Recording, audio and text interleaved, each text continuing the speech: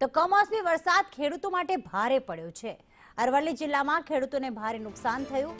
મગફળી અને સોયાબીનના પાકમાં નુકસાન થયું છે। માવઠાથી તૈયાર થયેલો પાક નષ્ટ થઈ ગયો। પાક નુકસાનીની સહાય ચૂકવવા ખેડૂતોએ માંગ કરી છે। તો અરવલ્લી જિલ્લામાં જે કમોસમી વરસાદ થયો તેના આજ સવારથી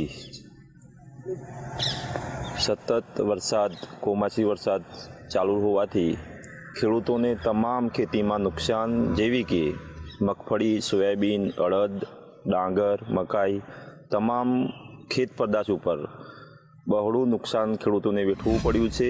અરવલ્લી જિલ્લામાં આજે વહેલી સવારથી જ કમોસમી વરસાદ ખાબક્યો છે। જિલ્લાના માલપુર, મેઘરજ, મોડાસા, ભિલોડા, ધનસુરા, બાયડ તમામ તાલુકામાં વરસાદ ખાબક્યો છે, જેમાં સૌથી વધુ વરસાદ મેઘરજ તાલુકામાં ખાબક્યો છે। મેઘરજ તાલુકામાં લગભગ 1.5 ઇંચ જેટલો વરસાદ ખાબક્યો, જેની અસર ખેતીવાડી પર જોવા મળી રહી છે। દ્રશ્યમાં સ્પષ્ટ જોઈ શકો છો કે ખેડૂતે મહા મહેનત કરી જે મગફળીનું વાવેતર કર્યું હતું, મગફળી તૈયાર થઈ અને લેવાની તૈયારીમાં હતો, ક્યાંક ને ક્યાંક કમોસમી વરસાદ જે છે એ વિલન થઈને આવી રહ્યો છે। દ્રશ્યમાં સ્પષ્ટ બતાવવા માંગીશ કે આ જે મગફળીનો જે છોડ છે એની અંદરથી નીકળેલી આ મગફળી સ્પષ્ટપણે જોઈ શકાય છે કે આ મગફળી પલળી ગઈ છે। પલળી ગયા પછી આનો ઉતારો સહેજ પણ આવતો નથી અને ખેડૂતોને જે મગફળીના પાકમાંથી આશા હતી કે કંઈક ઉપજ મળશે અને જેના દ્વારા આગળનો કોઈ વ્યવહાર એ નભાવી શકશે, એ સંપૂર્ણ આશાના માથે ક્યાંક ને ક્યાંક પાણી ફરી વળ્યું છે। જયદીપ ભાટિયા સાથે શૈલેષ પંડ્યા, સંદેશ ન્યૂઝ।